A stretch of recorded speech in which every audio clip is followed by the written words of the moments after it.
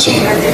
সর্বোপরি আমরা যেহেতু নির্দেশনা পেয়েছি আমাদের মাননীয় প্রধানমন্ত্রী থেকে শিক্ষাকে গুরুত্ব দিতে হবে, অতএব তোমাদের জন্য আমরা শিক্ষা ব্যবস্থা পরিবর্তন করার জন্য ইতিমধ্যে কারিকুলাম চেঞ্জ করার ব্যবস্থাও আমরা করছি, সিলেবাস পরিবর্তন করার ব্যবস্থা করছি এবং একাডেমিক ইয়ার ক্যালেন্ডারও আমরা তৈরি করার চেষ্টা করছি। শিক্ষামন্ত্রী জানিয়েছেন যে তোমাদের স্কুলের নতুন কারিকুলামে কি কি পরিবর্তন হবে, অর্থাৎ তিনি কিন্তু নতুন কারিকুলাম পরিবর্তনের কথা জানিয়েছেন।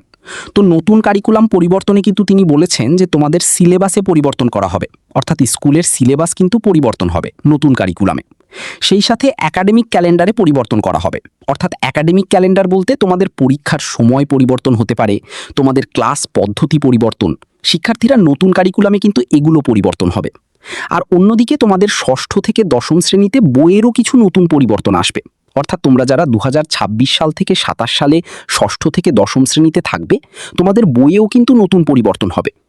শিক্ষার্থী, তোমাদের চীনের শিক্ষা ব্যবস্থার সাথে মিল রাখা হবে তোমাদের শিক্ষা ব্যবস্থাকে, অর্থাৎ বাংলাদেশের যে কারিকুলামটি দ্বারা আনতে যাচ্ছে সেখানে চীনের শিক্ষা ব্যবস্থার মতোই কিন্তু বেশ কিছু পরিবর্তন আসতে পারে শিক্ষার্থীরা তোমাদের কারিকুলামে।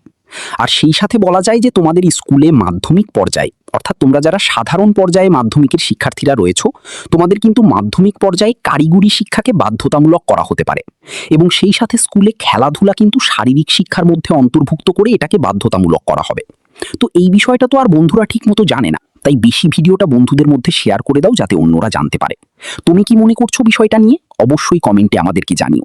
আর নিয়মিত আপডেটগুলো পেতে আমাদের এডুকেশন টাইম ইউটিউব চ্যানেলকে সাবস্ক্রাইব করে রেখো। আর যদি জানা থাকে অবশ্যই ভিডিওতে কমেন্ট করো। দেখা হবে পরবর্তী ভিডিওতে। ধন্যবাদ সবাইকে।